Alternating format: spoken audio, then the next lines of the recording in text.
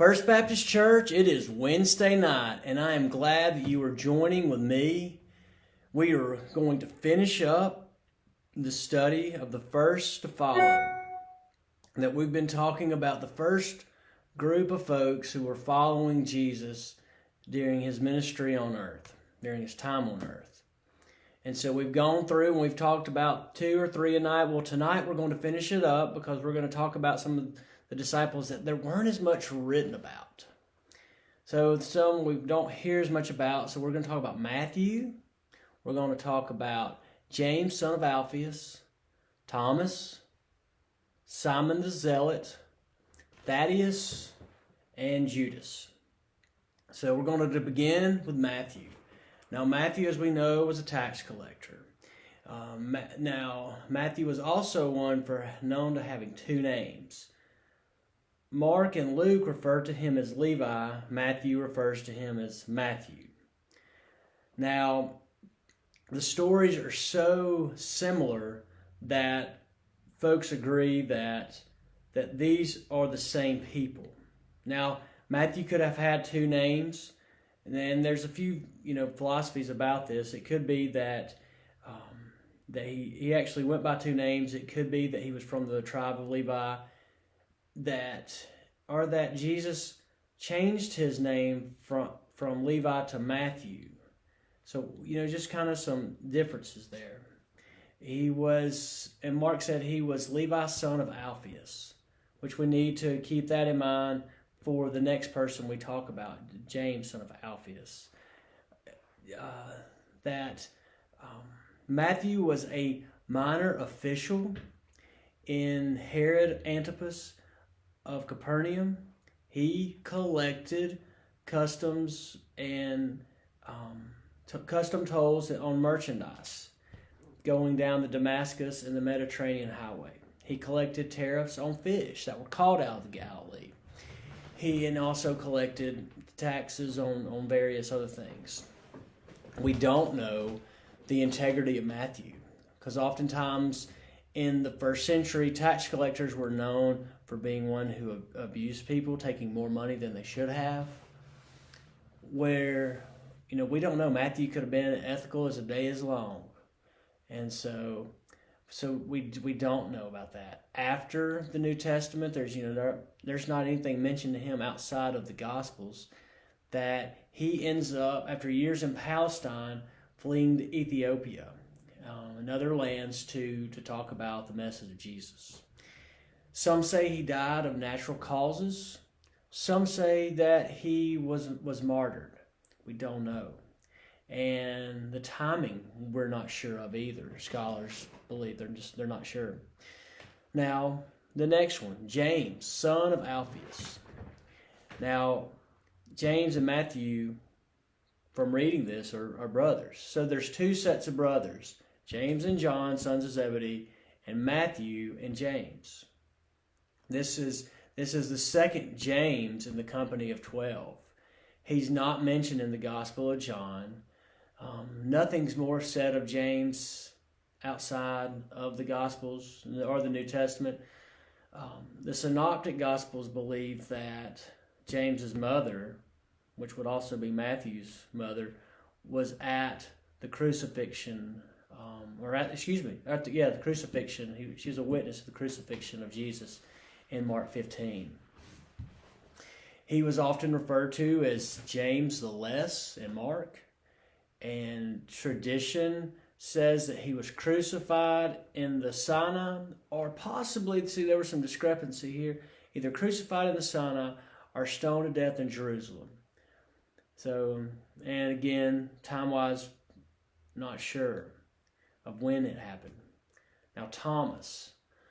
Thomas is one that people often know as Doubting Thomas.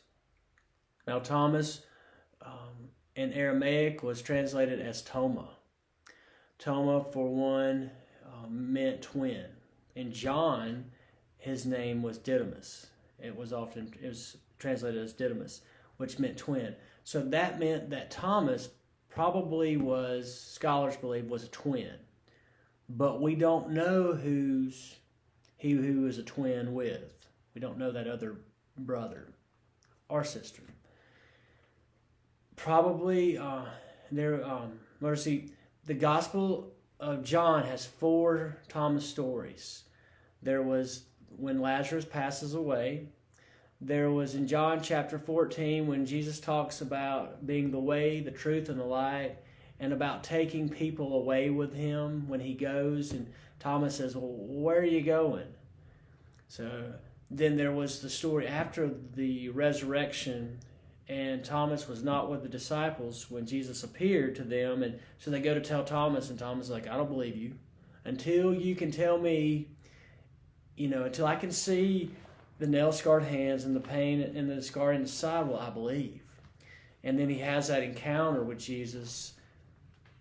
And then there's the story of the disciples and Thomas fishing after the resurrection.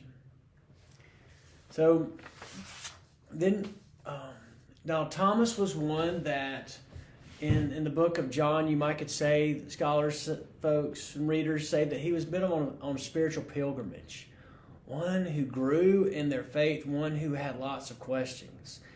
Doubting Thomas often gets put in a bad light. But I think that the questions that Thomas had shows that he probably had a lot of depth within his faith because he really investigated things. There's nothing certain after the close of the New Testament of Thomas that he's not mentioned in any other the letters, that there was a Gospel of Thomas that was written, but scholars believe that he was not the one who wrote it, and that he was believed to have gone to India to begin to spread the message of Jesus, but we don't know certain time of his death or how he passed away. Now, Simon the Zealot, but was also referred to as Simon of Cana.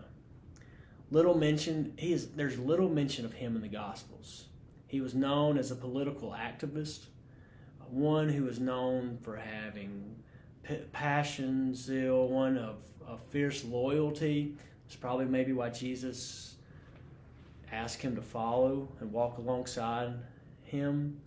Tradition says that after Jesus' time on earth, he went to the west coast of Africa. And then he went all the way from there to England. He passed away in 74 AD, and they believe that he was crucified. Now, next one is Thaddeus. Thaddeus was also known as Judas, son of James. He is the 11th disciple mentioned in the list of the Synoptic Gospels. But he had several other names. He was known as Jude, Thaddeus, and Labius. I said not much mentioned about him. He did have one question for Jesus in John chapter 14 when Jesus starts talking about being the way, the truth, the light, and going places and revealing himself to the disciples, and he wanted to tell the disciples who he was. And Thaddeus looks at him and says, well, you only want to reveal yourself to us, why not others? Why not the world at large? And so he's just one like Thomas, had questions. He was, after Pentecost, traditions say that he ended up going to Edessa. And Edessa is in Turkey. And he was known to have healed the king of Turkey, King Abgar. And there were mention of this through prominent historians, in other documents. And some of those documents are no longer, in hand. They're no longer on paper anymore. They've been destroyed. But there was references to him actually healing the king there. So Judas, we come to our final disciple. The one who was one of the first to follow was Judas of Iscariot. And Judas was not from Galilee.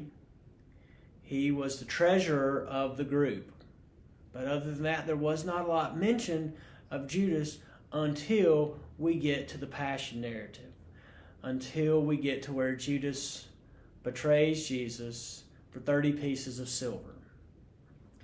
And so Judas is often one of the more well-known disciples, and that's because of his actions, of how the interlinked with the passion narrative, and how he betrayed Jesus, betrayed him with a kiss. And when he kissed him, and the Roman soldiers came and got him. So, but in he's one not just known, I think, as within people who read the scriptures, known as Judas, but Judas, that name is known and outside of people of faith stories as one who, we use that term Judas for one who betrays. So that closes the book, I guess you would say, on this first to follow. But I'm going to open that book, and a few weeks later I began to realize that there were more. There were more that followed, but I haven't had time to put it together yet. And so next week we're going to do a 3-week study, and then we're going to divert right back to one more week of the first to follow, because there was a group of people that I began to realize that I left out, that I overlooked completely, that I think that a lot of people do overlook. And that was the women that followed Jesus, that were, I believe, probably just as important to the ministry of Jesus. And so the next 3 weeks, we're going to be talking about the First Baptist Church through the years. We're going to be talking about from the beginning records and time, and how First Baptist Church has developed over the years. Some fascinating stories. The buildings, people that have come and gone, and our people of faith who we stand on their shoulders, who passed down the faith of Jesus to us today. So the next 3 weeks, we're going to talk about First Baptist Church through the years, and then we're going to go right back to the first to follow for one more week for the women who walked with Jesus. So thanks for joining me. Hope you have a great night, and look forward to seeing you next week on Wednesday night for the First Baptist Church through the years. Good night.